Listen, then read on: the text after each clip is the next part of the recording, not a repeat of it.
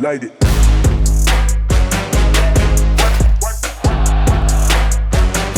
Welcome back to the Triple Option. Rob Stone, Urban Meyer, Mark Ingram, and the glue guy, former #1 overall draft pick from Utah, Alex Smith. Nice enough to join us, man. Alex, by the way, Alex looks like he could still play, right? Like if I was a GM on a team, I'm like, you know what, that cat, I bet that cat can still sling it. I bet he can avoid a couple tackles.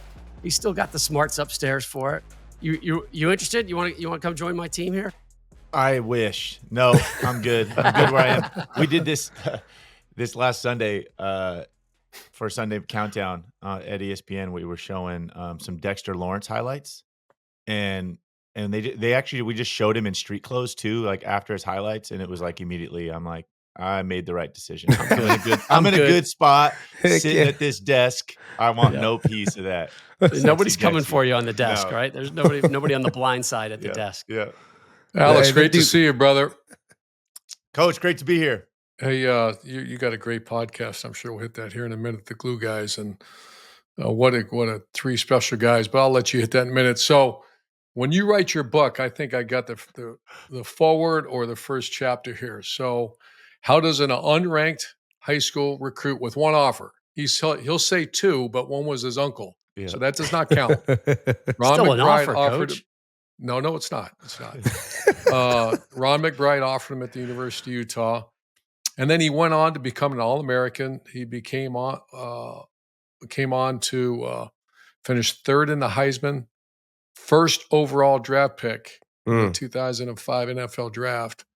Became really the father of the spread option offense, the way he ran it, and his tailback in high school and the wing T was none other than Reggie Bush. So how in the world did that happen?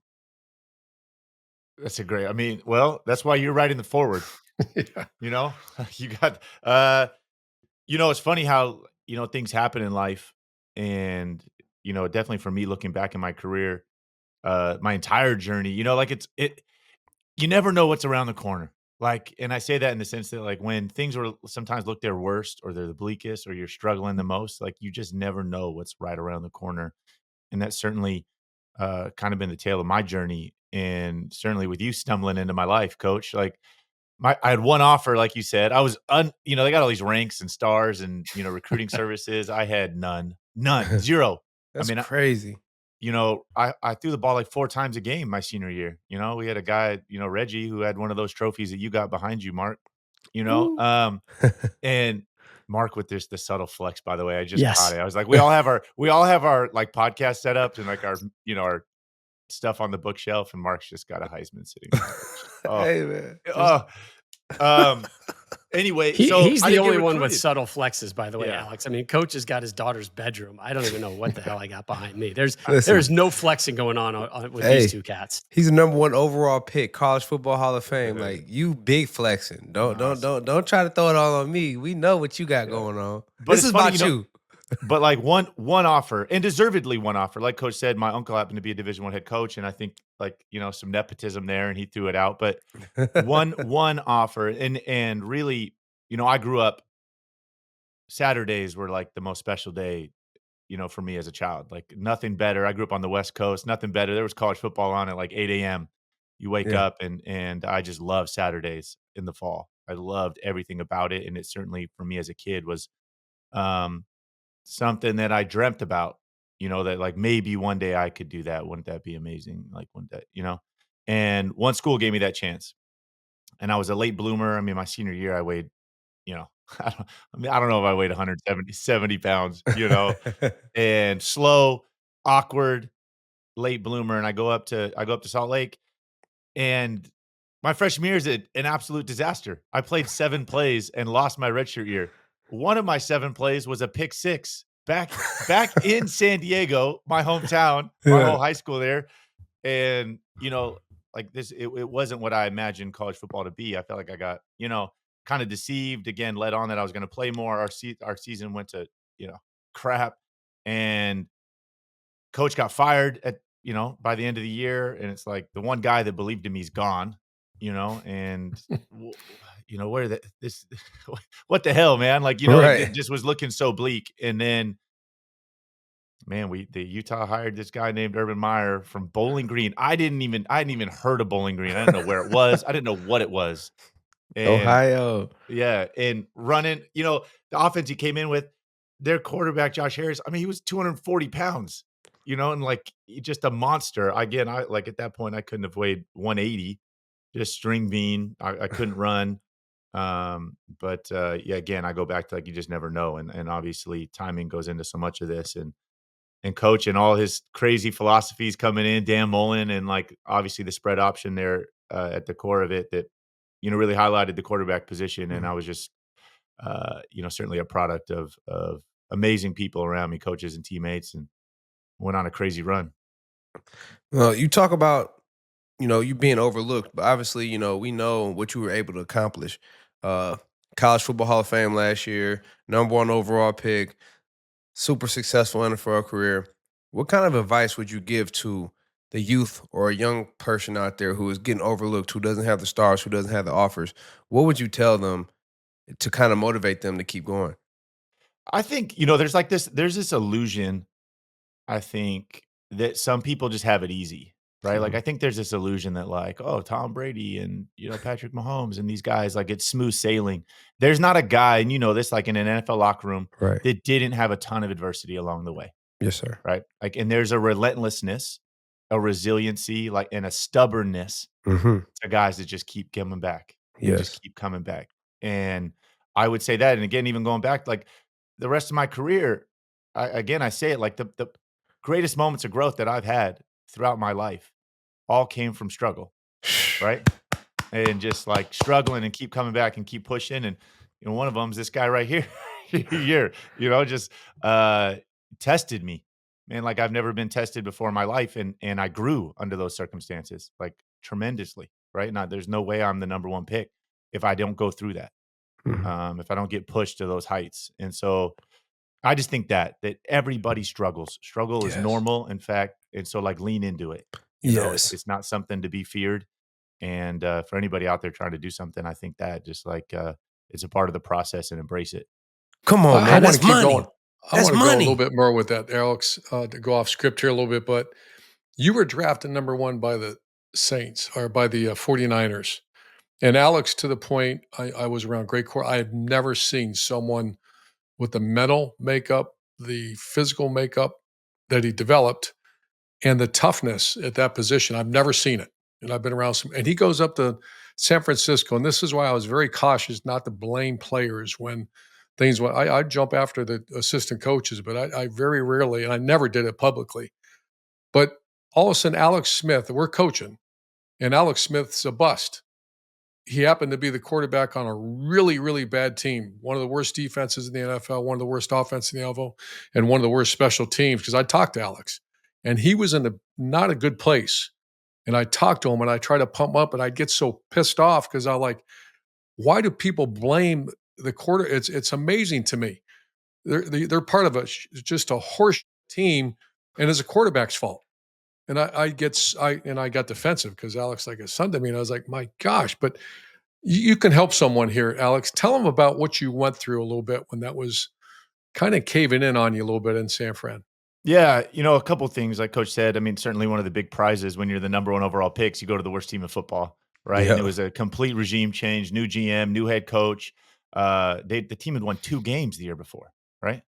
In fact, they were both versus one team, so I mean, they'd only beaten one team the season before. And the locker room, for folks out there, like I'd been in college where the team is the team, right? Like the Mhm. guys you got's the guys you got. Then I got in the NFL, and you had your final cut day and you think, hey, these are the 53 guys we're going to battle with.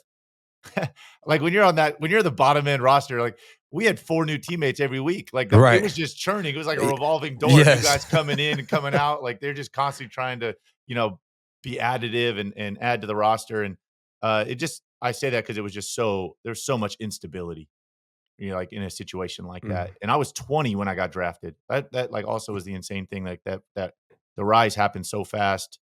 And 20 then years old. yeah, and I'd played in this, and there were a few things that I think embedded in here, coach, that like I played in this spread option, and there was this idea that like it wasn't pro style. right? And could I be a pro style quarterback? Could I play under center with a fullback and two tight ends and in a quote unquote, analog, pro offense? And there was this stigma to that that I had to prove that. And also there, you sign your first pro contract, right? And these were the days before, the rookie wage scale. Like I entered the league, I was one of the highest paid quarterbacks in the NFL. Yeah. That pre-CBA money. That boy Yeah, got that long yeah. money. And so it was, but with that, so like a lot of expectations in a way. I never even dreamt I would play pro football. And here all of a sudden I signed this big pro contract. I'm the number one overall pick. It's the San Francisco 49ers, right? Like it's Right. Joe Montana and Steve Young. Um, and I think also with this, the poster child of number one picks is Peyton Manning. Like, I mean, he is it that's what it's supposed to look like. And like I felt like I had to be that, right? Like and immediately.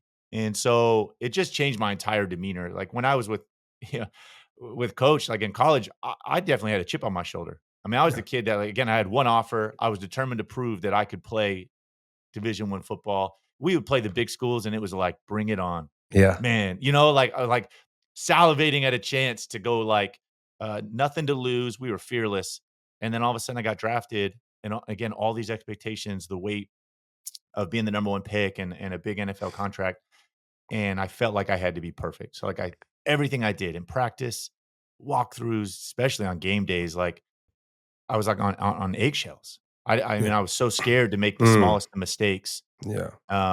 And on top of obviously again the instability around me was just a recipe for a disaster, right? To go out there on eggshells, and then our team's not very good. Mm-hmm. And it just and I think looking back, this was the important thing. Like I felt like I was alone in that. Like all my self-doubt, like was I good enough? Was I deserving of the number one pick? I was so determined to try to prove that to everybody. And I just kind of felt like I was alone in that, right? Like I looked around at the other guys in the locker room. I didn't, I didn't think they were dealing with the same insecurities and self-doubt that I was dealing with. And so I didn't really talk about it. I just kind of buried it and tried to pretend like it wasn't happening and gut through it. And it just really made it worse, to be honest. And I stayed at that like for several years. I was just in this world again, and the instability just kept on. I mean, I had seven offensive coordinators in my first 7 years. Wow. I mean, you can't be successful like that. No. And so it took a long time until, I felt like I got out of my own way and said, screw this, man. I'm not living like this anymore. Yeah. I'm not playing like this anymore. Terrified to make a mistake, trying to be perfect, trying to prove to all the Niner fans out there that, again, that I was deserving of this pick. When did that moment happen, Alex? There were two big moments that kind of coincided. One was this this national TV game. I think it was about year 6 for me, 5 or 6. And again, like I said, I'd been in this cycle of just I'd had some success, but then then I wouldn't. I was just so inconsistent. And again, I tiptoed out on the field, I trying to be, perfect. And we were playing the Philadelphia Eagles. This is Andy Reid, Philadelphia Eagles, and they were good. And we were playing them on national TV at Candlestick, so a home game. And I'll never forget, like home games are almost harder for me, Rob, like the weight of them, right? Again, of our fan base, because we were bad, like, and deservedly. We get booed, and like it just the weight of that. Like I used to look forward to road games, and which is insane to say as a quarterback, like insane, right? Because like then I got older in my career, and it was like to not have cadence is such a tool in the NFL as a QB, and so we're playing the Eagles. And I actually started the game pretty well. I mean, I threw a couple touchdowns and ran one, I think, and like we were playing good. We're going toe to toe. They were one of the best teams in football. And I made I made a couple bonehead plays in the second half, trying to do too much. And the whole freaking stadium, all the Candlesticks, starts chanting the backup quarterback's name. Wow. It was David Carr. And it's like, we want Carr. And I'm the starting quarterback. And in the same instant, the head coach, Mike Singletary, something had happened. I think maybe on this, again, I did have a bonehead play on this fumble, and he comes over and he's like getting into my face. And here's this, this defensive head coach who has no idea, like I think where I was at and what I was dealing with, is coming over and he's in my face on the sidelines. It's a national TV game. I got the whole stadium, chanting the backup quarterback's name. And it was a moment of me, a little bit of rock bottom, right? Again, like I was holding on so tight, and these were the very people that I was trying so hard to please. And I think for me, a moment of finally like, this isn't working. I love I Like love the this, stories, man. like this isn't working. And luckily enough, right there after that, we hired this crazy guy, Urban's best friend, Jim Harbaugh, as head coach. And you know, this is a guy that played quarterback for 15 years in the NFL, Jim, and he played for the Chargers, the San Diego Chargers, when I was growing up. And so I remember him, you know, watching him as a Charger fan. And if there's one thing like Jim embodies is he does not care what other people think. Right. Like this guy, again, I've joked about it, like the pleated khakis, the tucked in sweatshirt, man. This guy like truly doesn't care what other people think. And uh again, and I was consumed with what other people thought. Right. Yes. Like, and it was just a perfect kind of, it's what I needed then, and definitely had a profound impact on the rest of my career. I we talk you got us we were talking about more games other than that Chiefs game. It was that in a divisional round game Yeah, when the Saints the came out divisional there, game. that back and forth. Yep. I was hurt. But man, that hurt. That was my rookie year. That 2011 game, the San Fran Saints back to back NFC divisional round. Yeah. Unbelievable playoff game. Vernon Davis, you hit Yep. him up the side. Ugh! I was at home. Like, I needed them playoff checks still coming in, man. Like, The Bounty Gate game. That game was a great game. Hey, let's talk a little bit about this is also a little trivia, and we talked about it on your podcast. But before that 04, 03, 04 team, not many teams ran option. I mean, they ran wishbone, but we ran the spread option. And that was whether you call it RPO, whether you call it option. We ran, you have double and triple. The zone reads a double, and then you flip it outside sometimes, and it could be a triple. You run the shovel, that's a double, and then you add the third element, that's a triple. And so Alex, once again, I mean, he became, because he was so smart, so tough, could run better than most people thought. So the spread option, Rob, I'm not sure if you remember hearing this, but in 2004, early in the season, it might have been 3. Was it 4 or 3? I can't remember. I don't know. So I think we 04. ran. I think it was our last year. We ran the zone read, and Kyle Winningham is a competitive maniac like everyone else there. Dan Mullen and myself and Alex and Scally and that whole team. Great team, by the way. And we run the read play, and the receivers get their on signal. They run a bubble screen outside. Alex pulls the ball because the end closes. Here's a walkout linebacker standing right there. He starts to run, and he's like, wait, who's blocking this guy? And he flips it out to Paris Warren, who takes it down the sideline. And Kyle Winningham sprints at me and says, what the hell is that? And screaming at me, saying, it's not. And I'm laughing. I'm like, my gosh, wait, do this again. So we started running some triple and some shovel triple. Ironically, your first start against Cal, against Aaron Rodgers, the game-winning play was a triple option that you kicked it at the end of Brandon Warfield. So is that kind of cool right now? You look back at your legacy, and everyone's doing it now. And Alex Smith started that darn thing in I think it was 03. I just saw somebody run the shovel play, which again, I think we for We everybody out there, for all the football historians, the original shovel actually does go all the way back to the University of Utah.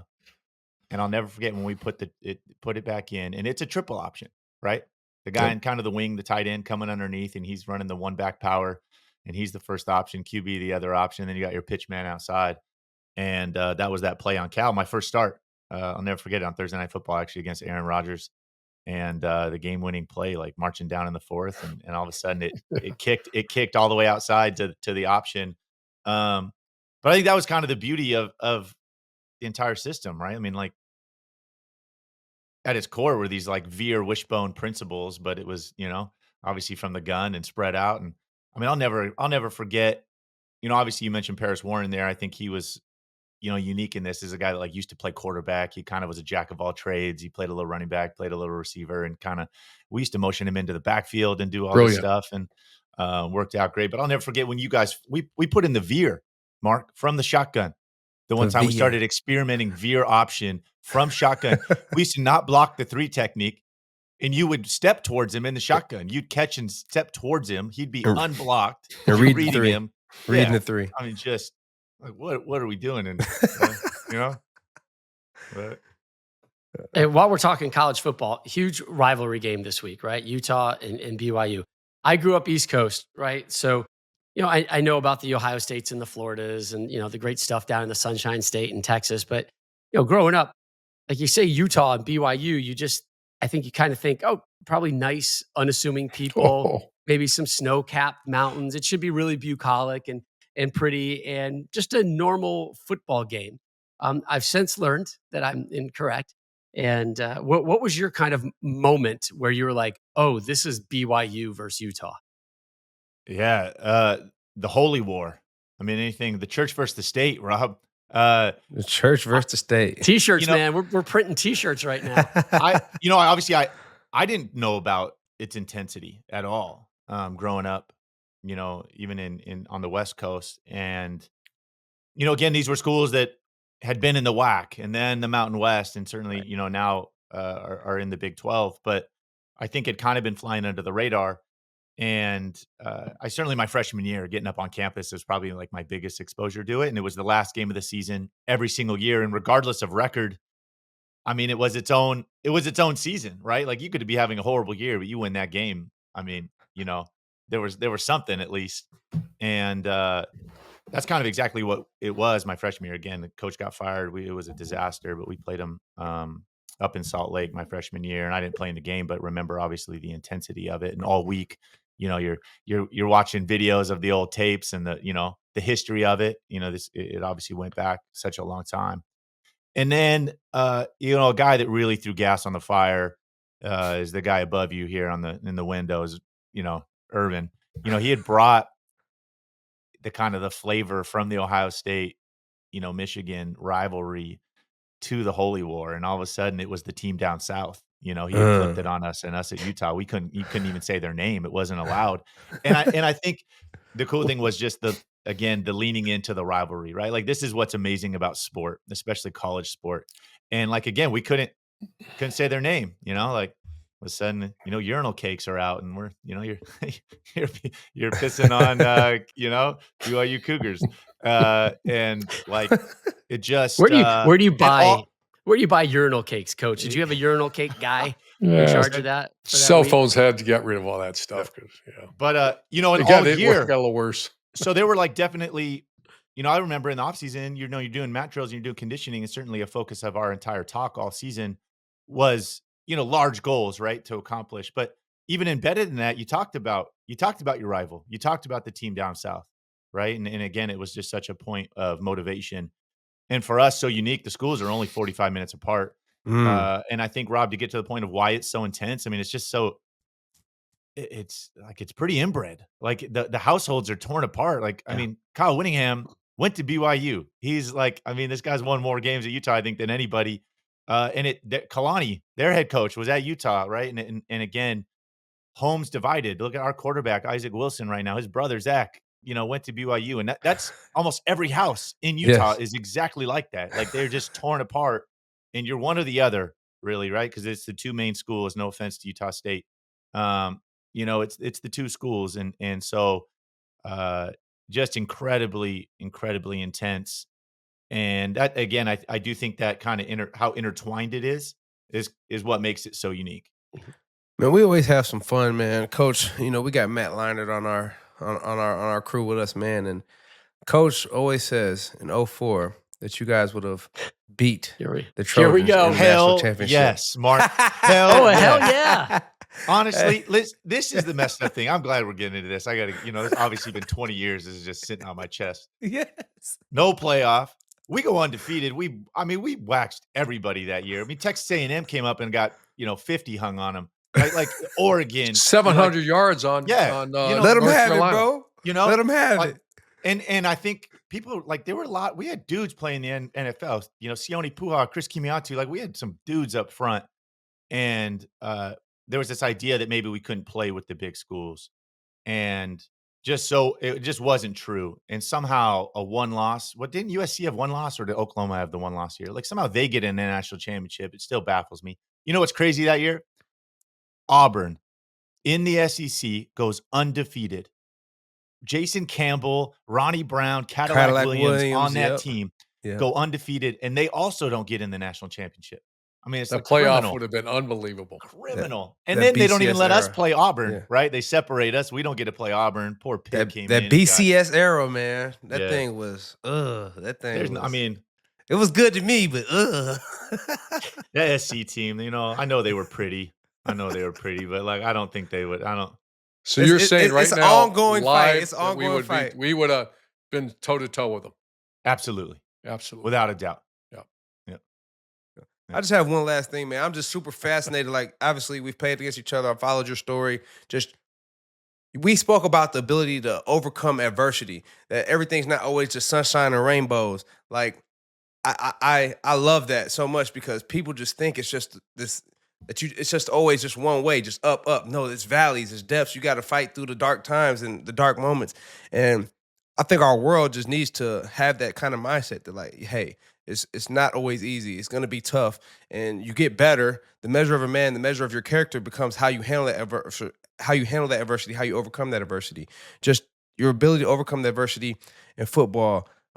You're a tremendous family man. I've followed the stories about your daughter, how strong she is, how strong your family is for her, and just tell the world, man. Like, encourage somebody today, man. Like, what helps you to have that mindset? What helps you to keep that positivity for yourself, for your family, and how can you just spread that through the world, man? Yeah, I mean, I think you brought up a good point. Like, I don't think you realize, we all don't realize, I think, the effect we have on the people around us, Right. right? And it's not always the things you say.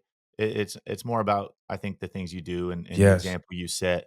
And man, I'm so lucky. Again, I'm actually heading down later today to go down to San Antonio, Texas. And down in San Antonio, it's the Brooke Army Medical Center, which is the largest military medical center, I think, in the world. I mean, Wow. it's the the only level 1 trauma unit for every branch of the military. And this is Wow. where I did my rehab for my leg. Hmm. And it's this special place down there called the Center for the Intrepid. And with Veterans Day coming up, this is a Wow. place that changed my life, Mark. Like, I was feeling sorry for myself when I broke my leg and the infection came in, and they were talking about amputating it and all the surgeries, and I was ashamed of my leg, embarrassed by it, just pity party for myself, Yeah. like how unlucky and um, again, for months and months, stuck in a wheelchair, just wallowing in my own, kind of selfishness and then I get this chance. I get this Secretary of Defense designation, which is for civilians to have access to military medical care. And I got to go down to this amazing place. And it was really humbling, right? Because I was just playing football and you don't feel like you belong, with our servicemen and women who literally sacrifice life and limb. And it's this center that's specifically for limb injuries, for like leg injuries, again, because they're, over the decades in the Middle East, all these, servicemen and women coming back from the roadside bombs and IEDs. And so they built this special facility just for this. And here I am again. I go down there. My leg's all wrapped up. I don't even want to show it again. I'm just thinking about all the things I'll never be able to do again. Hmm. And I go down there, and man, they have this really cool philosophy. They believe in this thing called group suck. Okay, and so most physical therapy places, you do your physical therapy like in a one-on-one situation, right? Like, you go to a back room, you're on a table, or you're doing your things. It's like a very private, intimate thing.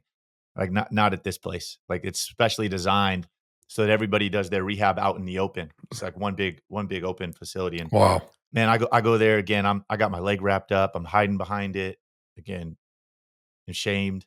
And man, there's amputees, double amputees, horrible burn victims, a bunch of people with injuries just like mine. Man, and the scars are out in the open. They're Hmm. bearing it all, and they are Hmm. moving forward. They're like charging, right? They were doing stuff in there that was like, I mean, insane. And I just the impact it had on me, right? To like see that. Um, and again, nothing they said. It was just like the attitude, the mindset towards the adversity, leaning into the struggle. It changed my life. It's a day I will never forget. Yeah. It's the first day I ever said out loud that I wanted to play football again, right? As scared as I was, I couldn't even stand on my leg. I'm on crutches with a metal cage bolted to my leg. And again, I just think the power of it, right? The power of that you can have on one another, the seeds of hope that it like planted for me, right? Like that there maybe was a future for me to stop Right. looking in the rearview mirror, right, and start looking forward to like, what can I do? Like it was the first place that made me curious. Like, what do I have left? Yeah. And changed my life. And again, and it's no different than the teammates and coaches I've had throughout my career. Right? It's the same thing. The same exact thing. Coach Meyer, like like the effect you have on the people around you. You don't realize the magnitude of it sometimes. And so for me, I take that forward, right? Like it's a challenge. Can I be that for anybody else? And certainly a lot of people reach out to me that are going through things, physical trauma, certainly a lot of fibs and, out there and again, that the challenge can it potentially be, you don't know who's watching. Can I potentially be that for somebody else is really, really cool. Tell us what triggered your podcast, The Glue Guys, and what you guys hope to achieve with it. Yeah, I mean, it's for everybody out there, it's with Shane Battier and Ravi Gupta. Like, Shane Battier. yeah, and I think just the connection of like what makes great teams. Like, I'm such a product of great teams and everything I've done. Right, Mm. going back to the '04 Utah team, to anything I did at the professional level, and even my rehab.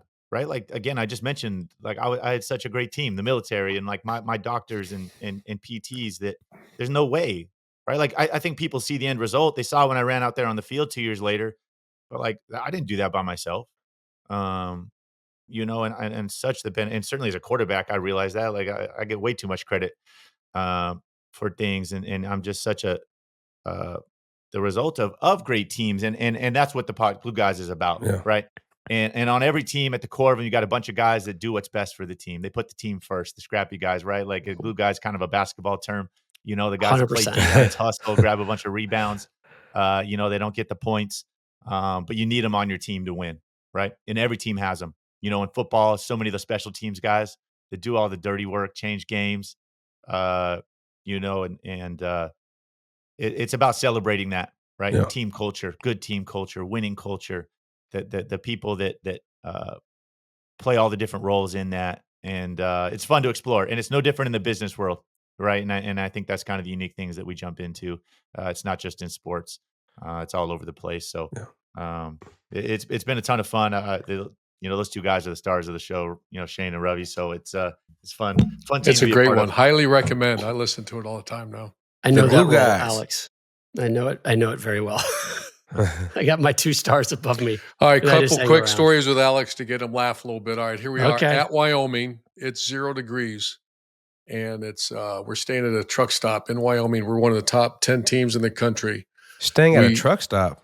It's the only hotel they got there. Laramie, baby. Laramie, Wyoming. Big baby. new kickoff to Laramie.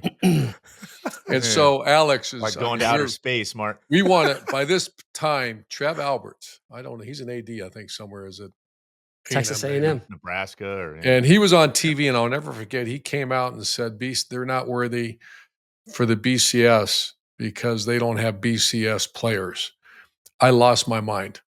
And every meeting with the players, I just grinded our team to death about that. And the media, I think I said, I will physically, here's my credit card. I'm going to buy you a ticket, Trev. Come on out here and watch our team practice. And you tell me we don't have better players than most. So the team was obviously just lathered up. We go to Laramie, Wyoming at 0 degrees. We get on the field, warm up. And all of a sudden, I'm standing right next to Alex. We hear, boom. I look at Alex and he looks at me. All of a sudden, half the stadium lights go out. Something happened. I don't know if someone didn't pay their bill or whatever. We go in, all the Polynesians are sleeping. We're trying to give them like yogurt and ham sandwiches and all that. And I'm walking around and I walk outside. We're trying to get in the BCS. And the coach, Cowboy Joe, and he said, I don't think we're going to play tonight. And I said, listen, we'll go play in that parking lot. We're not leaving here until we play this game. And I go get Alex. And remember, you start throwing ball. There was one part of the stadium that was real dark. And Alex, and their quarterback came out, and Alex threw a couple passes. He said, I'm good. Let's go. And I look at the officials, and they said, let's go. We play the game. Top 10 team in the nation. And 1/4 of the stadium, I mean, it's dark, right? Kind of dark. It was dark. So the best part of this, I think, the reason the lights went out is it was the end of the year. We're trying to break the BCS, and CBS sent a crew up there to televise this game. like it was gonna, on some level, a Oh, national that's TV right. game. That's So they right. brought I'll never forget, Jamal Anderson was up there calling it for CBS, and it was the truck that like blew the circuit. Like Laramie wasn't They've equipped. never had that before. Yeah. War Memorial Stadium up there was not equipped for that level of like electricity in it, so it blew the lights. We go in that dinky little gym. I'll never forget. Didn't you, like, somebody had ran to the grocery store to get Oh some, yeah, like, we're you making know, ham ham sandwiches or something. sandwiches, Yeah. and we sat there for, like, 3 hours and then finally decided to kick this game off, but now it's end of the year. You're in Laramie, Mark. I mean, it is so windy and cold there, like, it's dark. Now it's night out because it was supposed to be a daytime kickoff, which, at least with the sun out, you got a chance to, like, Right. feeling Oh, it somewhat was warm. freezing. It's dark, howling wind, it's so cold, half the stadium lights off. Man. But we No, weren't going it's to a leave. And play the game with the stadium lights off. Yeah. Yeah. Yeah. Yep. Cowboy, Can you see the Cowboy ball? Joe. By the way, Like, Joe Tiller. That's Joe a joke. Tiller. No. Yeah, Tiller was at Wyoming. Yeah, but then he this went to was Purdue. after him. 91 and 96. Tiller was at Wyoming. Joe I've been there, Glenn. man. Joe Glenn. Joe Glenn? Yeah. All Cowboy right. Joe Somebody Glenn. named Joe.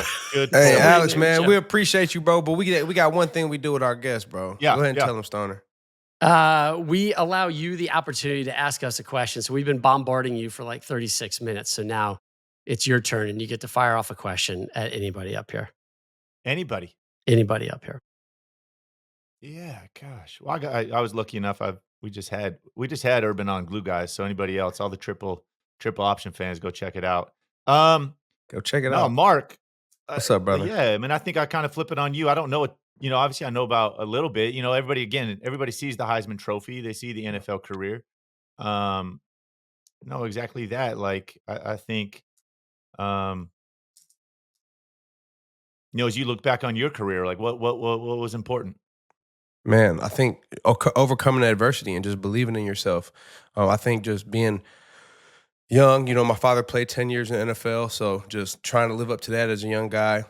He had his struggles. He was kind of incarcerated in and out, so I had to be he was there for me my entire life, and I wouldn't be where I am without him. But, he made some mistakes, so he was in and out, incarcerated. I think as a young man, I had to take care of I had to be the man of the house at a young age. I remember he told me because he had to go away. So I had 3 little sisters, and that always just kind of motivated me. And I really wasn't a highly recruit either, but I kept working, kept grinding. He ended up making a decision with me. I transferred schools, and I had a big senior year. Ended up getting a lot of offers: Alabama, Iowa, Wisconsin. So that was a huge decision that he helped me make. Went to college, then get drafted first round. And when you said that you had the whole home crowd booing you and chanting the back of his name, I had the same thing happen to me. I was a first round pick. They were calling me a bust. I had injuries.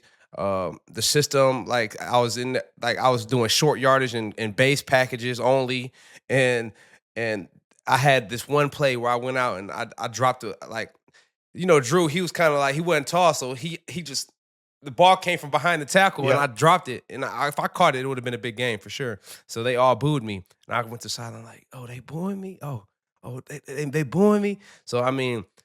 And I ended up having my career game that day. I ended up going for 145 yards, touchdown, whatever, versus the Cowboys. And I just think, man, just like you said, man, those moments where it's not always rain, it's not always sunshine. You know what I mean? There's moments where it's going to be tough, it's going to be difficult. I think being able to believe in yourself, being able to have the people around you who love you and encourage you, and like you said, not listening to what everyone else thinks, not trying to stop from making a mistake, walking on eggshells. No, man, you have to play free. You have to prepare yourself. You have to be confident. And I think all of those things, man, just kind of helped me develop into having a 12-year career and being able to win that trophy. And it all comes back to having great coaches, great teammates, great people around me. I was able to just be the best version of myself because of those people that I had support me and I had in my corner, man. So I think it's just lots of hard work, lots of commitment, lots of dedication, lots of believing in yourself, overcoming adversity. And a measure of a man is how you respond to, the hardships, how you respond to when you get knocked down. And if you get up from it, you'll be better from it, and you'll have way better character from it, and you'll be able to touch more people with it too. So, because no one has a perfect life, man. So, that's why I was so admired and inspired by you and your story. And we could have this conversation for an hour. Yeah, no you know what I doubt, mean? no But doubt. that was just kind of like the quick synopsis, man. Yeah. And I think we're kind of like really aligned, obviously, with how you're built, with your mindset, the things that you've been able to overcome.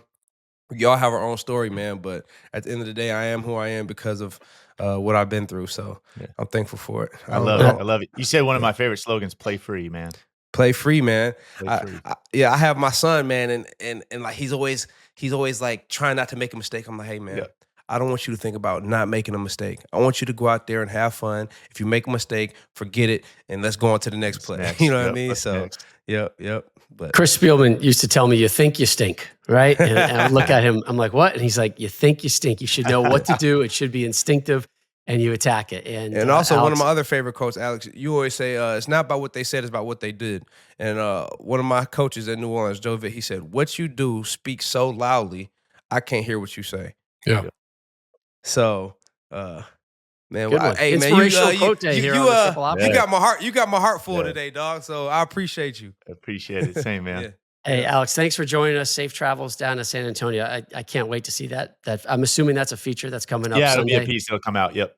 Yeah, that should be great. Go television. Utes. Let's go. Continued Utes. success. I know there's plenty more chapters to be written in your story, in your book, and Coach will definitely write the foreword for you. Just give him an autographed copy. I'm gonna hold him It'll be to all that. right. There you go. Alex Smith, man. Thanks so much. Appreciate it. Thanks for having me on, guys. Light it.